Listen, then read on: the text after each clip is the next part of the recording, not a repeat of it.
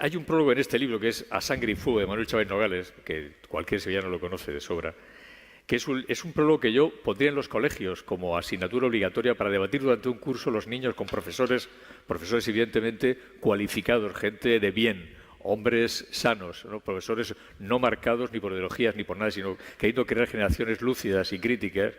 Les haría trabajar un año con este prólogo en el que se puede leer, entre otras cosas, voy a poner la gafa porque de cerca ya no veo un pimiento, de otras cosas, en otras cosas se puede leer lo siguiente. Chávez Nogales, como saben ustedes, era un periodista notabilísimo, magnífico periodista, estuvo en Sevilla, republicano, un hombre lúcido que vivió la guerra civil y que huyó de España asqueado porque decía que lo iban a fusilar o los unos o los otros, ¿no? Un tipo interesantísimo y su prólogo de La sangre y fuego es de una lucidez extrema y dice lo siguiente. Hombre, como digo, de izquierdas, republicano, nada sospechoso de ser reaccionario ni de pertenecer a un bando progolpista o prorrebelde. Dice lo siguiente. En mi deserción, cuando se va de España, pesaba tanto la sangre derramada por las cuadrillas de asesinos que ejercían el terror rojo en Madrid como la que vertían los aviones de Franco asesinando mujeres y niños inocentes. Y tanto más miedo tenía la barbarie de los moros, los bandidos del tercio y los asesinos de la falange que a los analfabetos, anarquistas o comunistas. Y dice también,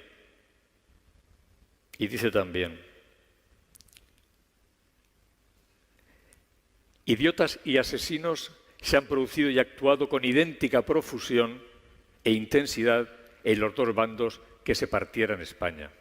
Y sobre su lucidez, para terminar, con Chávez Nogales, dice, no me interesa gran cosa saber que el futuro dictador, esto lo dice en el año 37, el futuro dictador de España va a salir de un lado u otro de las trincheras.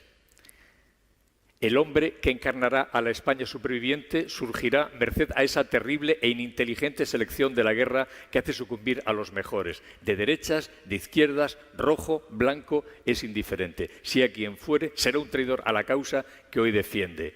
Habrá costado a España más de 500.000 de muertos. Podía haber sido más barato. Esto lo escribe en el año 37, en plena guerra civil. Este hombre ha estado acallado tanto por la derecha como por la izquierda porque era disidente y la derecha porque era de izquierdas, ¿no? Pues este prólogo, como digo, leído en los colegios o discutido por niños y profesores, sería tan útil, tan interesante, tan críticamente lúcido, haría chicos tan críticamente lúcidos, pero por desgracia pues estamos con el pirata Garrapatis o Vida Cucufati con estas chorradas que no... ¿Qué diferencia había entre un chico de 16 años falangista, un chico de 16 años comunista? No había ninguna. Es decir, cuando uno se acerca a la guerra civil desde un punto de vista general, yo he hecho 7 guerras civiles como reportero, ¿no? Y todas tienen un patrón común, son diferentes pero tienen un patrón común, ¿no? Y cuando uno la ve desde fuera está claro, ¿no? Guerra civil de Nicaragua, pues Somoza es el malo y los sandinistas son los buenos. Guerra civil española, la República es la buena, digamos, en el sentido moral del término, y los rebeldes son los malos. Eso está claro, nadie lo discute. Cuando te acercas, te vas a la persona, al individuo, ¿no? Al falangista, al comunista, al socialista, te das cuenta de que, por ejemplo, los falangistas, por ejemplo, casi de los de la primera época, casi ninguno votaba porque no tenían edad de votar. Casi todos eran chicos estudiantes jóvenes, ¿no? Ese falangista del bigote, la gomina, de tal, el correaje, que fusila a la gente, es posterior, digamos, ¿no? El falangista de primera época es muy distinto del de la otra, ¿no?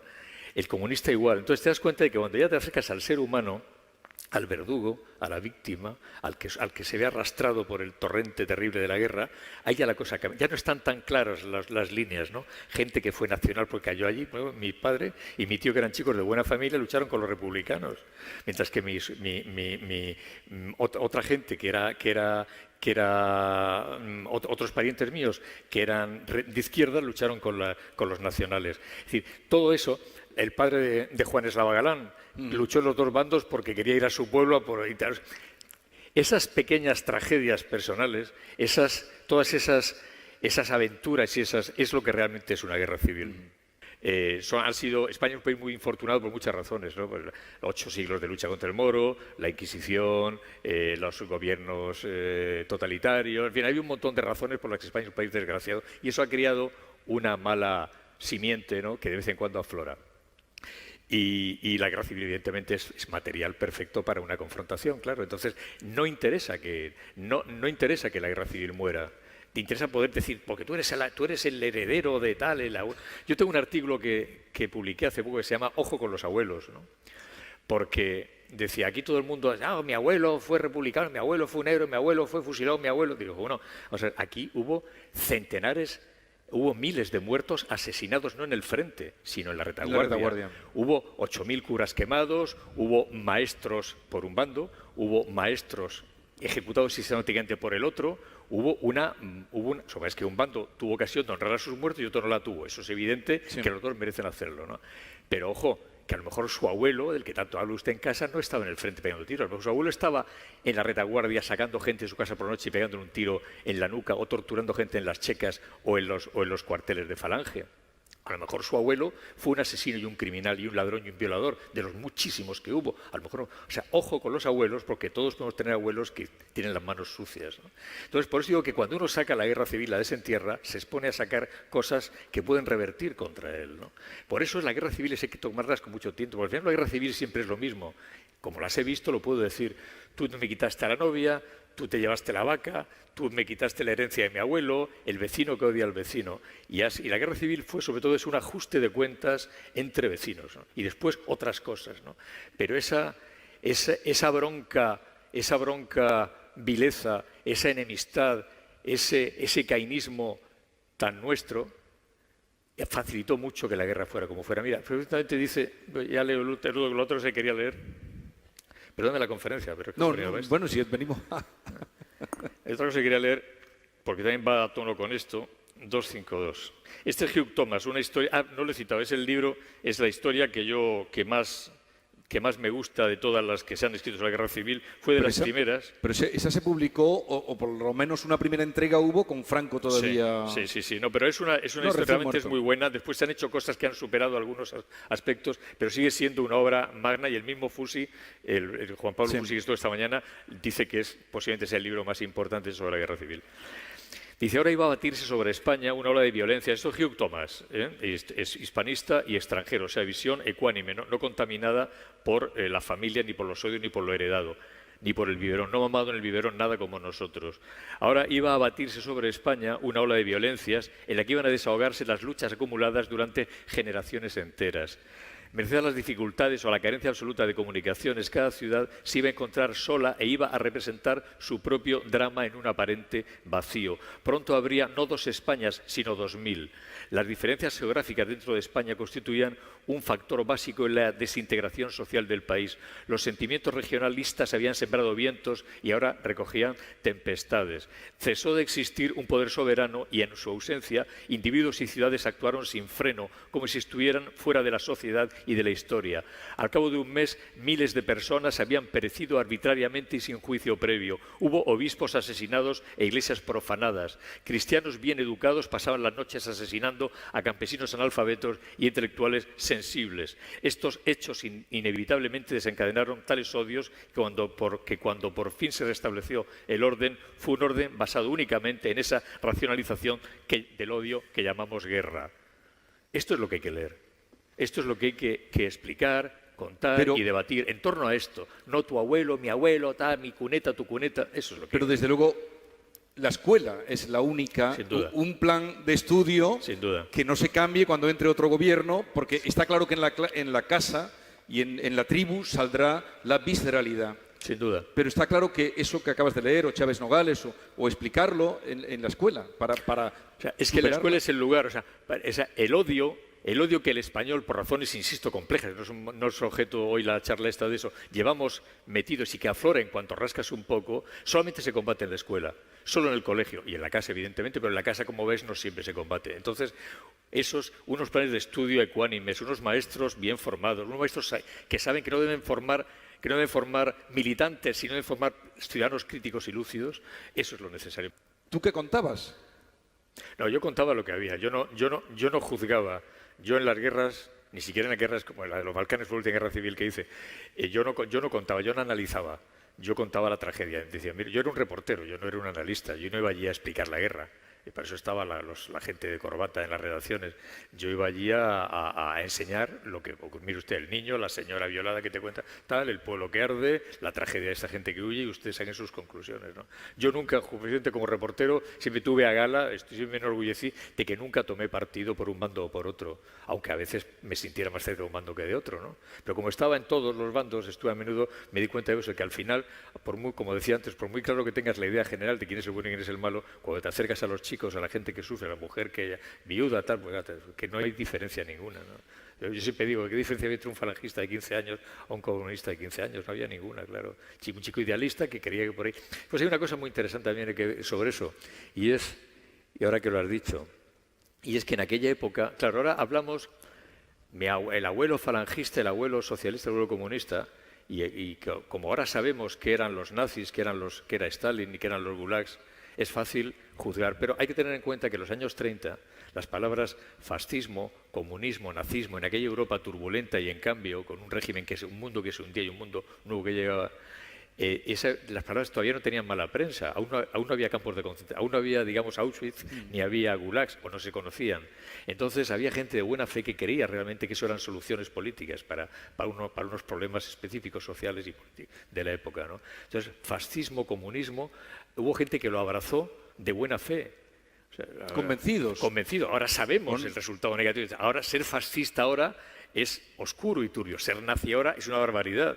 Ser comunista ahora es una estupidez, porque sabemos qué es el comunismo, ¿no? Pero en aquel momento, ser fascista, ser comunista, o ser socialista, o ser nacionalsindicalista, o ser falangista, sí podía ser respetable, porque, insisto, todavía no había, eran soluciones, eran caminos a recorrer, ¿no? Por eso cuando decimos, claro, es que te vuelvo al chico, yo siempre uso al chico joven como ejemplo, ¿no? Ese joven comunista que iba a vender su periódico Lucha Roja en un barrio, en el barrio Salamanca, ¿no? Con los otros compañeros obreros allí, tal, jugando, porque te mataban en la calle, ¿no? En el año 35, 36, ¿no? O ese joven falangista de 15 años, estudiante, ¿no? Que iba a vender a Cuatro Caminos, falange española, con la mano en la pistola, en la mano en el bolsillo de la pistola.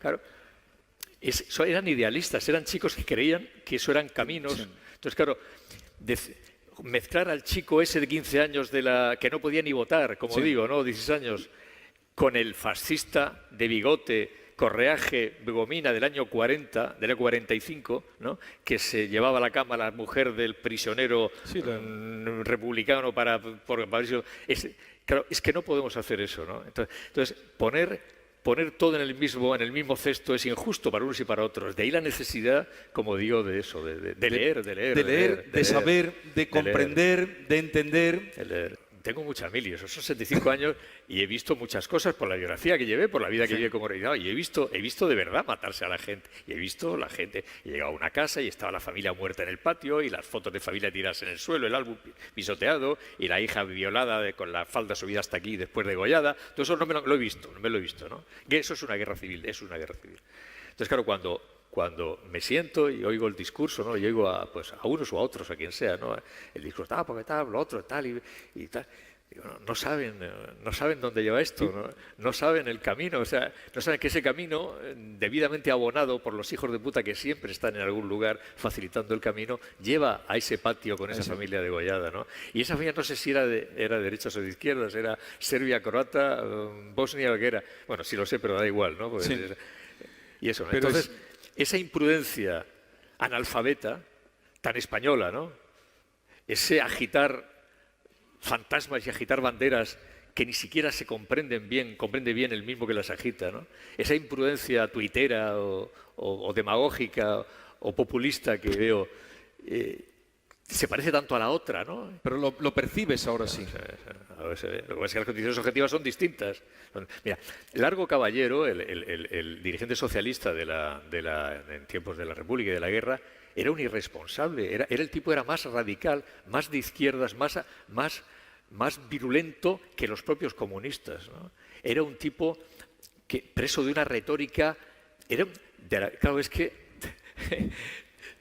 decía Lalo Caballero, decía, si no ganamos, decía, vamos a acabar la lucha de clases y para eso vamos a exterminar a una clase. Lo decía antes de la guerra, ¿no?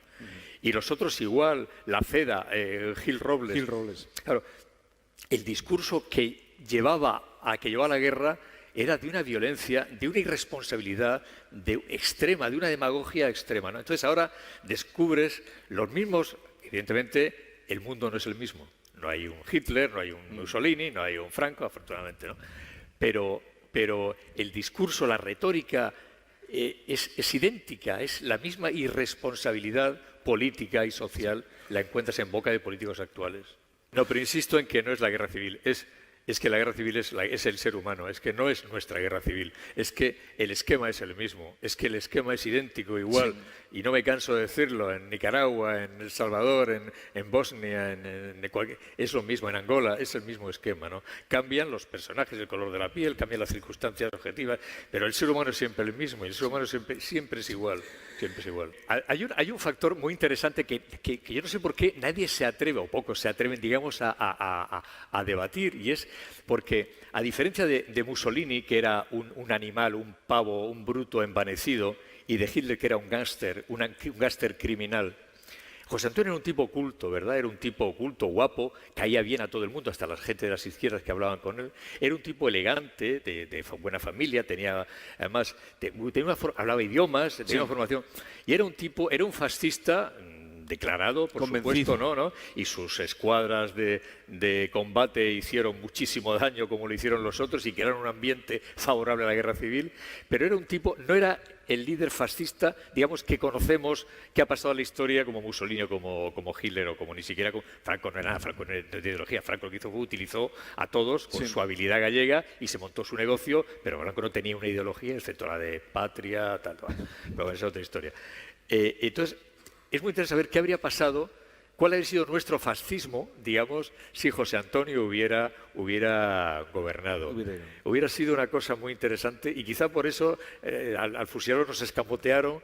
No, a lo mejor hubiera sido peor todavía, no lo sé, ¿no? Pero quiero decir, es una figura interesante que, como fue manipulada, fue capturada por el régimen de Franco y fue fagocitada por él y fue convertida en una cosa que le interesaba a Franco utilizar, dejó de ser lo que era, ¿no? Si no hubiera la represión después de la guerra, no hubiera sido tan tremenda, si hubieran sido magnánimos, la guerra lo hubiéramos superado, pero claro, yo siempre he pensado que sí. Yo creo que el gran error histórico, cada uno, Franco hizo su negocio y lo hizo muy bien para él, ¿no? Y para sus compadres. Pero yo creo que el gran error histórico, mirándolo desde aquí, es que no hubo una regla. O sea, que después de decir, vale, de acuerdo, he terminado con la barbarie marxista, he terminado con el desorden, tal, vale, ahora, a ver, y yo me quedo si hace falta vigilando, pero a ver, ¿no? Faltó eso, faltó generosidad, ¿no? Fue muy cruel la represión, fue injusta, fue larga, fue prolongada, fue bestial, se instauró un estado de miedo y de represión y de opresión terrible, y eso fue lo que marcó, más que la guerra incluso, yo creo que lo que más marcó fue la represión posterior. Entonces, si Franco hubiera tenido la generosidad moral de decir, vale, yo he cumplido, digamos, he salvado a España, que es lo que él decía, ¿no? Vale, y ahora vamos a empezar otra vez, como hicieron los americanos con el sur después de la Guerra Civil Americana, las películas reconociendo el valor del adversario, ese tipo de cosas. Aquí no se hizo, aquí al contrario. Y esa necesidad de exterminar al adversario, no tenerlo vencido ni convencido, sino exterminado, que por otra parte es muy española, mira el fútbol, mira lo que tú quieras, ¿no? Pues eso creo que marcó. Ese es el peso. Y eso me lleva a otra cosa también que es importante marcar. Y es porque la República perdió la guerra a ella. Normalmente siempre se dice que además Fusi esta mañana lo ha explicado muy bien. Evidentemente hubo una agresión fascista y una agresión militar de la mitad del ejército contra la República legítima, ¿no? Pero es cierto que en la guerra hubo una gran diferencia. De una parte estaba una república que se mataba entre ellas, ¿no? Una república como en el párrafo que acabo de leer de Hugh Thomas, ¿no? Completamente caótica, donde no había indisciplina, no se cumplían órdenes, comunistas, anarquistas. Los anarquistas querían hacer la revolución, los comunistas querían ganar la guerra primero. O sea, todo el caos que fue la república, la falta de coordinación, mientras que de otro lado había una criminal decisión de orden, fue un riguroso y criminal ejercicio de una decisión ya tomada por Mola. Cuando lees el parte de Mola que prepara el golpe de Estado, Mola, y manda su circular a los militares rebeldes, dice, te digo en memoria, toda oposición será violentamente suprimida para dar escarmiento y ejemplo, tal. O sea, el deseo de aterrar a los reprimidos ya estaba desde el comienzo. Entonces, el poner todo al servicio de una voluntad única, de un mando único, una voluntad militar única, militares profesionales, ejército profesional, criminalmente disciplinado, aplicando el terror en todas las zonas que conquistabas, fusilando sin piedad a todos aquellos maestros, alcaldes, diputados. Hubo pueblos donde por votar a las izquierdas te podían fusilar, ¿no? Bien, esa homogénea máquina militar, política y represiva tenía que ganar, respaldada además por Alemania y por Italia, frente a una república caótica, llena de hay que hacer la revolución, no hay que hacer la guerra, hay que tal, ¿no? Que los comunistas, entre ellos comunistas y trotskistas, o sea, hubo combates, año 37 hubo combates en Barcelona entre trotskistas y entre claro, entonces ese caos, cuando hay un libro fundamental también que no he citado, que es Homenaje a Cataluña, que no tiene que ver con Cataluña, de Orwell, ¿no? Que cuenta que Orwell viene a las brigadas internacionales, lucha aquí, es herido, es un héroe de guerra republicano, el tipo va de permiso a Barcelona y dio a Barcelona y entonces lo quieren matar porque es trotskista y no es comunista ortodoxo, y el tío asiste a los combates que hay entre comunistas ortodoxos y trotskistas. Ese caos, ese desmadre enorme era imposible. Ya lo dice Azaña, presidente de la República, dice en su memoria, pruebe usted a gobernar rodeado de imbéciles, dice Azaña, ¿no? Sí, y lo que escribe la velada Benicarló, también, que cuenta Claro. Entonces, claro, la República no podía ganar, era imposible. ¿Pero tú crees que desde el principio la guerra la tenía perdida? Bueno, al principio no, al principio estaba equilibrado. Lo que pasa es que en vez de, si la República hubiese dicho, bueno, señores, vamos a ganar la guerra y luego hacemos la revolución. Pero no, primero la revolución, colectivizamos la... Entonces, claro, es que una fábrica de municiones que no produce municiones porque están los obreros en huelga. Una ofensiva militar que, bueno, que resulta que el regimiento no ataca porque, como son anarquistas, quieren fastidiar a los comunistas, o al revés. Un bombardeo porque no, vamos a bombardear, pero vamos a bombardear a aquellos que son anarquistas porque vamos... O sea, esa incapacidad para coordinar esfuerzos, una guerra es una cosa muy seria, son movimientos, tropas, logística, táctica, estrategia, y eso faltaba, ¿no? Entonces, claro, por eso los comunistas, que eran muy poquitos al principio del comienzo de la guerra, contra lo que mucha gente cree, al estar respaldados por Stalin y por la Unión Soviética, ser ellos quienes traían fueron, digamos, el núcleo principal, la gente más seria, digamos, los que forman el ejército de la República, los que vertebran con cierta coherencia el lado republicano, el ejército republicano, son los comunistas, pues son los disciplinados, la gente seria. Pero es que esto era un desmadre, ¿no? Fíjate, un detalle muy español. En Madrid, en el barrio de Salamanca, había mucho falangista y mucha gente que estaba en movimientos de derechas, en la CEDA y tal, y hubo muchos fusilados por mucha gente que fueron a buscar y los mataron. Después de la guerra se vio que la mayor parte de ellos habían sido denunciados por los porteros de los inmuebles y por vecinos, sobre todo por porteros de los inmuebles. El del tercero izquierda tiene un hijo falangista. La delación es muy eso, ¿no? Y eso ha sido en todas las guerras, ¿eh? La delación, el fulano tal, cuidado que mengano de tal, y eso ha sido tanto en un lado como en otro, ¿no? Bonito de tal, ese es de derecha, ese votó a las izquierdas, ese tiene un tío que es diputado socialista, tiene un abuelo o tiene un hermano que es falangista, y van a por él, ¿no? La venganza, la envidia. Por eso, yo tengo un artículo de hace cosa de un mes que se llama Ojo con los abuelos, que lo escribí, porque claro, todo el mundo dice, mi abuelo que hizo la guerra, mi abuelo, republicano, mi abuelo falangista, un momento, vamos a ver.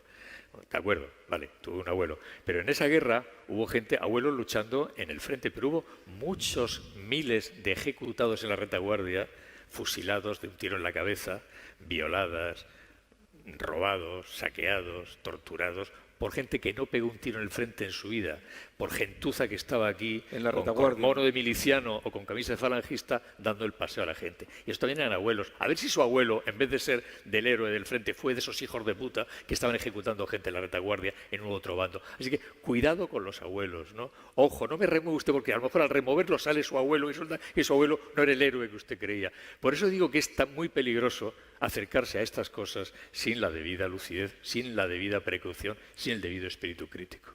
Y esta es la única solución, libros, no hay más, no hay más. Porque además ya no hay abuelos para contártelo, ya se han muerto, ya los que la vivieron, ahí me la contaron ellos, ya no están. Ahora solamente nos quedan los libros y el sentido común.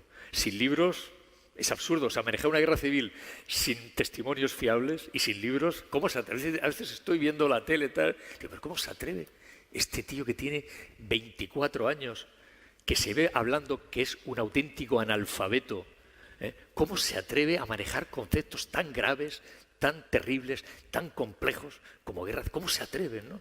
La osadía de la ignorancia, ¿no? Y eso es terrible y eso es muy, muy peligroso, porque te lleva al cliché barato, a la etiqueta fácil, al buenos y malos, y eso es muy complicado, como te digo. Mira, tenemos a Sento, ¿no? Su mujer, el suegro de Sento, ¿no? Un chico de la FUE, un estudiante de izquierdas, un chico bien educado, tal, termina luchando con los nacionales, ¿no? Y ese pero cuando lo van a fusilar, porque ha caído el chit y está prisionero, un tipo le da un culazo y lo saca de la fila y dice, tú no, y lo saca fuera de la fila y no lo matan. ¿Por qué? Nunca lo supieron. Ese chico lo buscó después, ¿verdad, Sento? Y nunca supieron quién había sido. ¿Por qué lo sacó? No lo sabemos. Le salvó la vida. Esos azares que tiene la vida, ¿no?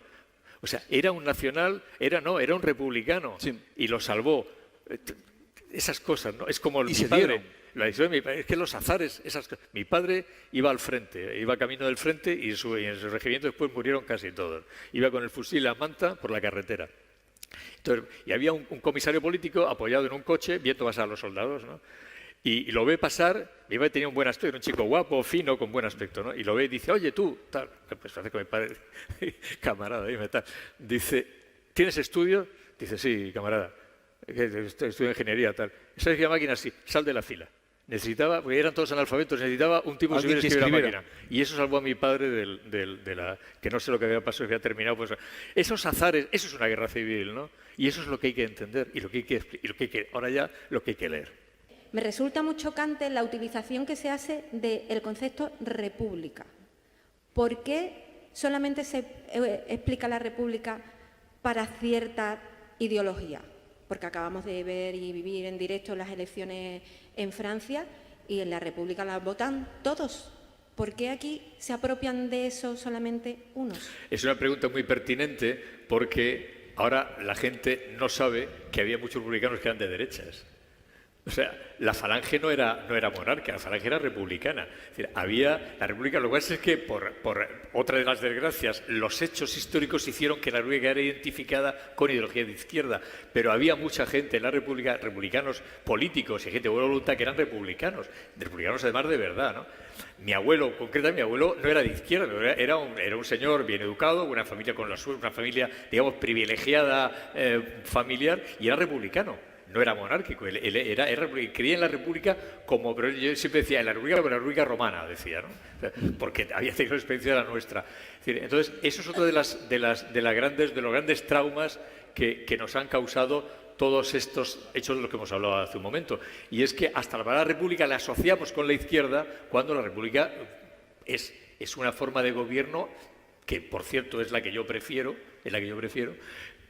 pero bueno, ha quedado marcada, como tantas otras cosas. Es que en España hemos mancillado, hemos manipulado, hemos tergiversado, hemos estragado de una manera suicida cantidad de conceptos buenos, válidos y universales. Y los hemos marcado con nuestro propio cainismo, les hemos dado nuestro sello. Y eso hace que la República, como ha dicho muy oportunamente, tenga, digamos, mala prensa entre las derechas, ¿no? Buena prensa entre las izquierdas, y nadie reconozca que, bueno, la República tuvo virtudes teóricas y tuvo también muchos errores y muchas tragedias prácticas. Quizá, como digo, porque tengo biblioteca, porque he viajado, porque me educaron desde pequeño en el sentido común y en que yo, antes que español, soy mediterráneo y soy europeo y soy ciudadano del mundo y soy de los libros que he leído y en mi casa yo he leído a Marx y he leído a Hegel y he leído a Bakunin y he leído a Trotsky, pero también he leído a Thomas Mann y he leído a Agustín de Foxá y he leído a García Serrano y he leído a Barea y a todos estos, ¿no? Entonces, claro, mi visión del mundo es diferente. No digo mejor, es diferente, es otra, ¿no? Entonces, a mí esto me da igual. O sea, yo cuando estoy diciendo esto, que estoy diciendo lo digo porque me conmueve, sobre todo cuando veo a los niños, ¿no?, que van a ser juguete y van a ser presa de ese futuro tan intelectualmente estúpido que les estamos deparando, ¿no? Pero en lo personal no, me da igual. Yo puedo tomarme una Coca-Cola debajo de un café debajo en la plaza Queipo de Llano o en la plaza Durruti o Pasionaria y no se me corta la leche del café por eso en absoluto, ¿no? O sea, me da igual, ¿no? Ahora ya cada cual, ¿no? Cada cual. El que cree que pelee, el que cree que eso es una lucha que la libre, por supuesto, ¿no? Pero a mí esa lucha me es absolutamente indiferente. O sea, las cosas son muy complejas. Son causas complejas que corresponden más a los historiadores que a mí, que yo al fin y al cabo soy un tipo de cuenta y soy un novelista, no soy un historiador, yo lo que soy es un lector nada más, ¿no? Pero es evidente que para cualquier lector las cosas son complejas. La guerra civil, se llega a ella antes de la guerra civil, es que se sublevaron contra la República, vale, pero es que también se sublevaron los comunistas y los mineros anarquistas, la UGT y los comunistas en Asturias en el año 34. Es que hubo golpes de Estado, es decir, que la República estaba siendo atacada por unos y por otros, tanto por la extrema derecha como por la extrema izquierda, tanto por los comunistas como por los anarquistas, como por los fascistas, por todos ellos, ¿no? El propio Gil Robles, que era la CEDA, que era la Confederación de Derechas Autónomas, que era el líder de la derecha, estaba hablando de que la guerra era ya la única vía para cambiar el paisaje. Calvo Sotelo, que fue el que desplazó en prestigio entre la derecha a Gil Robles al final y por eso lo mataron, entre otras cosas, que era más radical todavía que Gil Robles, ya llamaba directamente a la insurrección militar a los militares en sus discursos en las mismas Cortes, en el Parlamento decía que el ejército tenía que intervenir. Pero también había, por otra parte, cuando uno lee, yo tengo una buena colección de periódicos de la época, entre ellos el ABC de Sevilla de la Guerra Civil y el ABC de Madrid de la Guerra Civil, y mucho que entonces uno lee los discursos anteriores y de la época, se da cuenta que todos ellos, derechas e izquierdas, hablo de los situados más al extremo, todos estaban clamando por una confrontación armada, pistolas de tiros y muertos. Era un lenguaje habitual y de hecho la República se mataban en la calle, se tiroteaban. Hubo un entierro en Madrid de un militante, no recuerdo si de derechas o de izquierdas, en el cual hubo un enfrentamiento a tiros en el mismo cementerio junto al féretro entre derechas e izquierdas. Y las fuerzas del orden que intervinieron contra los falangistas los mandaba el teniente Castillo, que era un militar de izquierdas, muy, muy activo. Bien, y el teniente Castillo a los pocos días fue asesinado por falangistas y entonces los amigos de Castillo asesinaron a Calvo Sotelo. Es decir, que todo es una cadena de acción-reacción, una cadena que va... ¿Quién empezó a matar? Hubo centenares, mil y pico muertos políticos entre el año 34 y el año 36. Y eso fue creando un fermento. Hay un momento en el cual, que yo recojo hay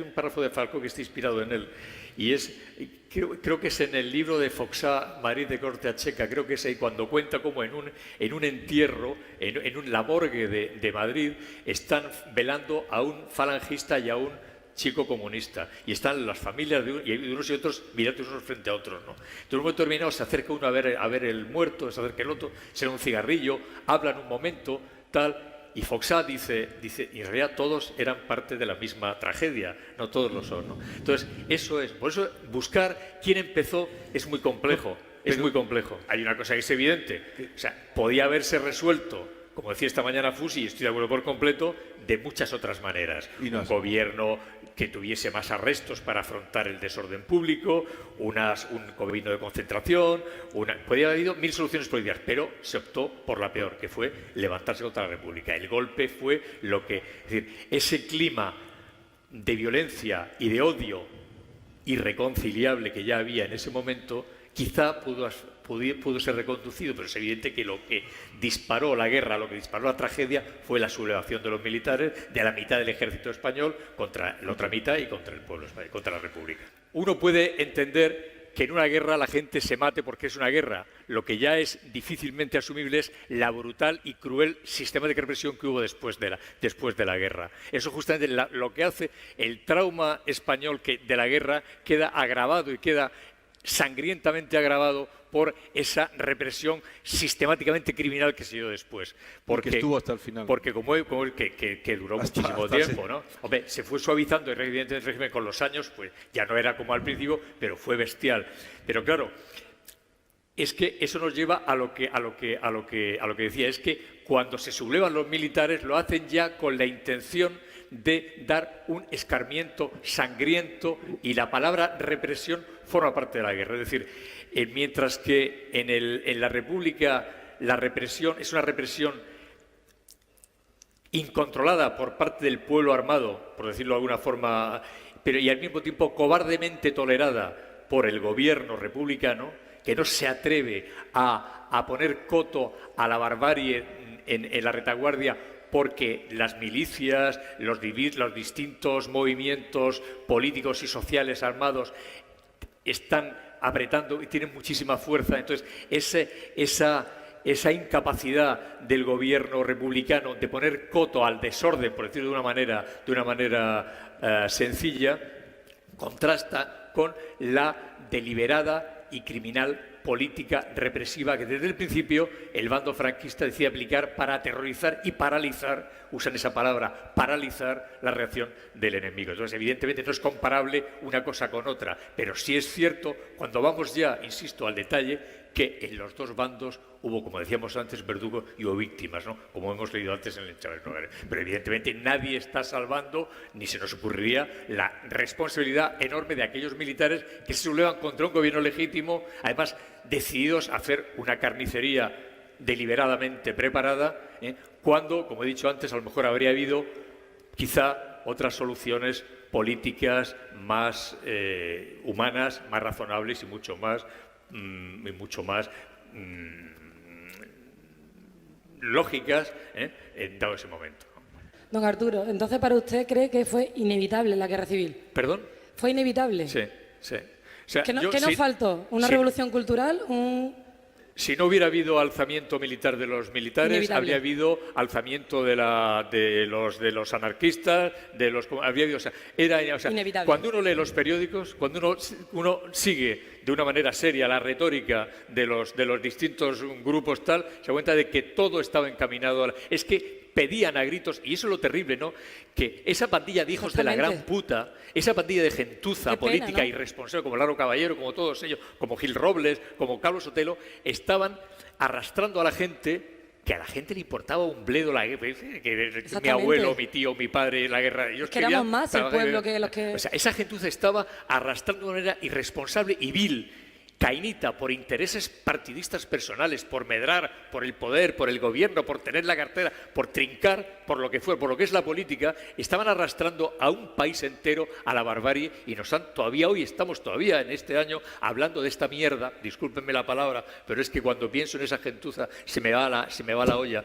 Es que lean por favor los periódicos de la época, lean los discursos políticos, los conceptos de los... Es que iremos, decía Largo Caballero, lo he dicho antes, creo, ya no habrá lucha de clases porque exterminaremos a la otra clase.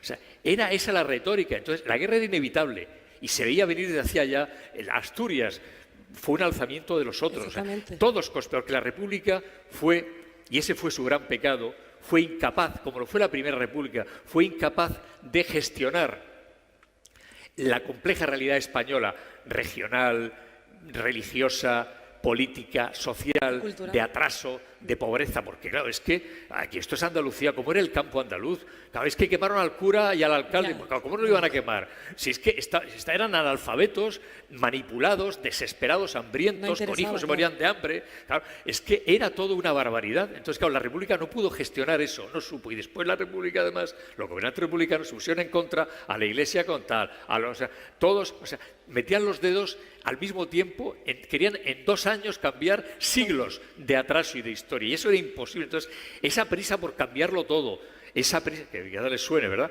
por cambiarlo todo, esa necesidad de hoy para mañana que España sea distinta, lo que hubiera necesitado un siglo de colegios, de maestros, de sentido común, lo que hubiera necesitado un siglo o 2, quisieron hacerlo en 1 año, y eso no podía sostenerse. Nos faltó una revolución cultural. Nos faltó cultura, que es el problema. Si vamos a lo mismo, a los libros, nos faltó lo que siempre ha faltado en España: cultura.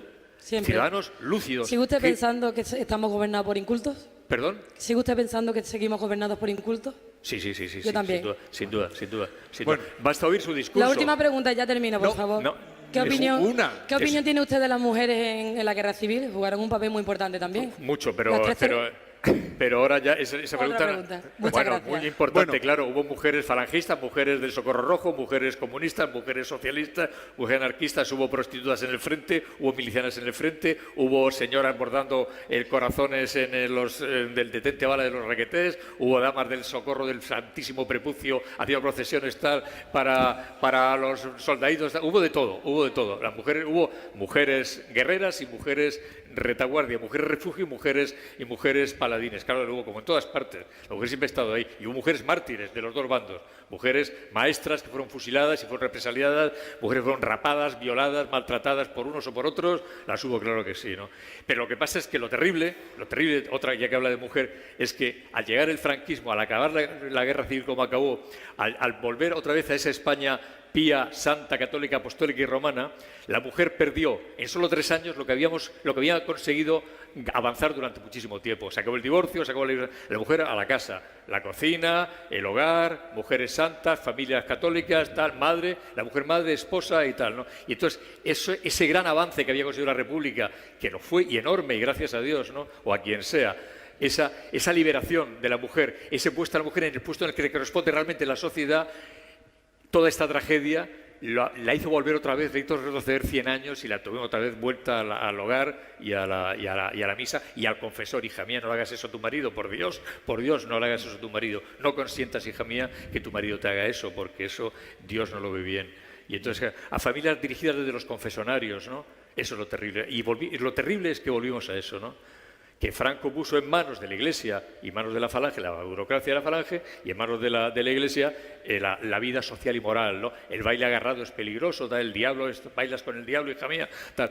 Y nos fuimos otra vez atrás y otra vez empezamos como Sísifo con su piedra, empezamos desde abajo otra vez a empujar la piedra de la libertad y la democracia, ¿no? Y esa es nuestra tragedia, que siempre nos devuelve otra vez al lugar del que venimos.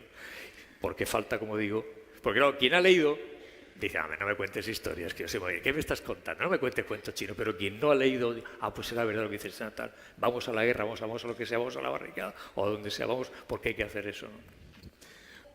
¿Qué implica para usted la historia? Bueno, pues yo soy muy lector. Mira, yo tengo en mi casa unos 30.000 libros, más o menos, de los que posiblemente más de la mitad sean de historia, de todas las épocas, ¿no? La historia, te puedes sentar tranquilamente ya. La historia es eso. La historia es lo que nos permite interpretar, lo que nos permite comparar, lo que nos permite saber. Sin historia, no hay nada nuevo, solamente hay cosas olvidadas. Todo ha ocurrido ya en diferentes contextos, evidentemente, todo ha ocurrido ya. Es decir, soluciones, la historia las ha dado, peligros los ha dado también. Cualquier libro de historia te da referencias, te da capacidad de análisis, ¿no? Entonces, sin historia estamos perdidos. Por eso la historia es tan importante. Y cuando la historia desaparece de los planes de educación, cuando la historia se borra de los colegios y se limita a un mero pasar página y ya está, ¿no? Por eso me preocupa tanto, porque al privarnos de la historia, nos privamos de la memoria, y sin memoria somos huérfanos como ciudadanos y no tenemos espíritu crítico. Entonces, bueno, justamente si hay una asignatura noble, necesaria e imprescindible, es la historia. Pero para terminar, yo creo que por eso voy a la figura del maestro. Es fundamental, un maestro es fundamental. Porque en la casa estamos en otro registro, en otro territorio. Pero por eso la profesión de maestro, he dicho muchas veces, por eso lo puedo repetir, porque lo he dicho en Twitter, en artículos, es la profesión clave. Por eso los fusilaron a casi todos al acabar la guerra, durante la guerra en el bando vencedor, porque los maestros molestaban, ¿no? El maestro es fundamental. El maestro es un buen maestro que sepa convertir a sus alumnos en ciudadanos críticos y lúcidos, que les dé capacidad de debate y de análisis, ¿no? Que los oriente hacia lo que él mismo no sabe, pero intuye que está ahí. Mira, yo esto no sé, pero léete este libro, que los vaya llevando hacia territorios intelectualmente intensos, es fundamental. Por eso el de maestro debe ser una profesión. Yo siempre digo maestro, no profesor, me gusta decir maestro. Debe ser la profesión más cuidada, más mimada, mejor pagada, más selecta y también más estrictamente filtrada, de España, porque es la delgada línea roja, es el único elemento con el que contamos para que el futuro no sea una maldita basura. Profesores de noble corazón, bien formados, bien cultivados, lectores, no marcados por etiquetas ideológicas, sino sabidos, aunque tengan sus propias ideas, capaces de dejar a los chicos fuera de esas ideas, ¿no? O sea, ese es y sin esos maestros y los libros que esos maestros manejan, no hay futuro posible. Por eso soy tan pesimista cuando soy pesimista, ¿no? Porque sé que esto es una utopía, sé que no es hacia lo que tendemos, no es hacia lo que vamos, no son los maestros que vamos teniendo, no es los planes de educación que vamos a tener, y bueno, pero bueno.